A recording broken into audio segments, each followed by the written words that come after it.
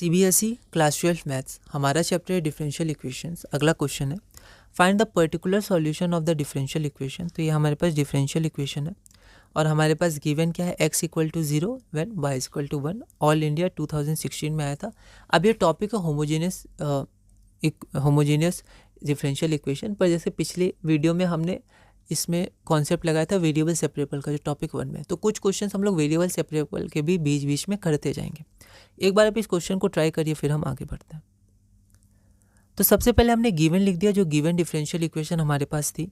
उसके बाद हमने dx बाई dy निकाला। अब यहाँ ध्यान दीजिए, यहाँ पर जैसे मैंने पहले dy बाई dx लिखा था, पर यहाँ पर dx बाई dy ज़्यादा आसान पड़ेगा। ठीक है, ऐसा क्यों? क्योंकि ये जो है ये आपका डिनोमिनेटर में चला जाएगा, है ना। अगर आप इसको dy बाई dx लिखें तो ये वाला टर्म जिसमें प्लस माइनस है वो डिनोमिनेटर में रहता। और अगर आप dx बाई dy लिखिएगा तो आपका ये जो छोटा वाला टर्म है ये आपका रहेगा डिनोमिनेटर में। तो डिनोमिनेटर में जितने मल्टीप्लिकेशन के टर्म हो या फिर छोटे टर्म हो वो ज़्यादा इंपॉर्टेंट होते हैं, क्योंकि न्यूमरेटर ब्रेक हो जाता है और कॉमन लेके कैंसिल करने में आसानी होती है। ठीक है, तो हमने यहाँ dx बाई dy माना है। तो अब आप ये ध्यान रखिएगा, ये क्वेश्चन अभी तक हमने dy बाई dx निकाला है। एनसीईआरटी में भी नोट में लिखा है कि जब dx बाई dy निकालना हो या निकालना पड़े तो क्या करते हैं। तो सबसे पहले तो हम लोग इसको होमोजेनियस इक्वेशन शो करेंगे। यहाँ पर हमारे पास f(x,y) है, तो हमने इसको f(x,y) में ब्रेक किया। ठीक है, फिर लैम्डा एक्स लैम्डा वाई हमने इसमें किया। तो यहाँ पर जब लैम्डा एक्स लैम्डा वाई हम लोग इसमें पुट करेंगे तो हम लोग देख सकते हैं F lambda X lambda Y आपका ये कैंसिल हो जाएगा। ठीक, कैंसिल करिएगा नहीं, तो इसका डिग्री 0 होगा, तो लैम्डा 0 एफ एक्स वाई होगा। तो function of lambda X lambda Y हो जाएगा लैम्डा का पावर 0 एफ एक्स वाई। ठीक है, therefore F X Y is a homogeneous function of degree 0, thus the given differential equation is a homogeneous differential equation. अब आप ध्यान दीजिए कि जब dy बाई dx होता था तो उसमें हम लोग क्या पुट करते थे, y is equal to V X. तो यहाँ पर हम लोग इसका जस्ट ऑपोजिट पुट करेंगे, x equal to V Y. यहाँ ध्यान रखिएगा। तो अब dx बाई dy हो जाएगा v प्लस, पहले होता था x dy by x dv by dx, अब हो जाएगा y dv बाई dy। ठीक है, इसमें ध्यान रखिएगा।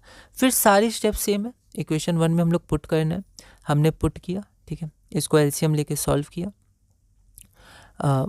यहाँ पर था v। ठीक है, तो यहाँ पर आपका यहाँ पर हमने पुट किया। तो अभी हमने एलसीएम नहीं लिया, बस इसमें पुट करके सॉल्व किया। फिर v को हम इधर लाए, अब हम एलसीएम लेके इसको सॉल्व करेंगे तो हमारा ये आया। इसके बाद क्या करते थे हम लोग, वेरिएबल को सेपरेट करते थे। तो यहाँ हमने सेपरेट कर दिया। ओके, इंटीग्रेट किया, आसान इंटीग्रेशन है। 2 उधर जाएगा, EV का EV होता है और 1 बाई वाई का log y हो जाएगा, माइनस था तो माइनस log y c। ठीक है, अब यहाँ log y है तो हम लोग log c लेते हैं, पर हर जगह नहीं है log, तो हम लोग c लेके ही आगे बढ़ते हैं।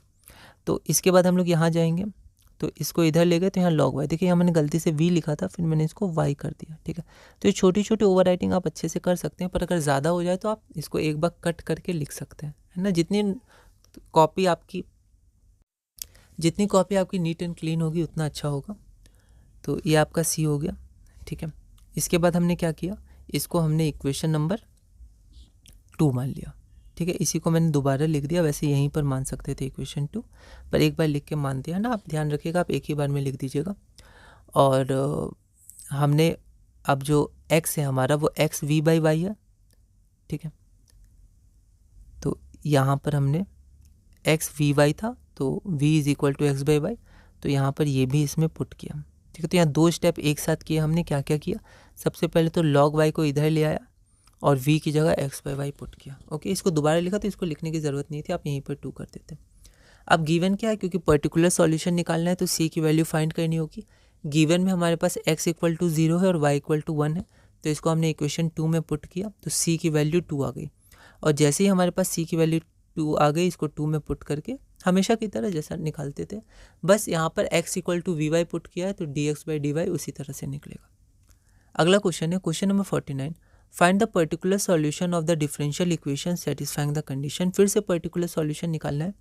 ये गिवन डिफरेंशियल इक्वेशन है, y1 इज इक्वल टू 1, मतलब y is equal to 1 one x equal to 1। All India 2015 में 4 मार्क्स का आया था।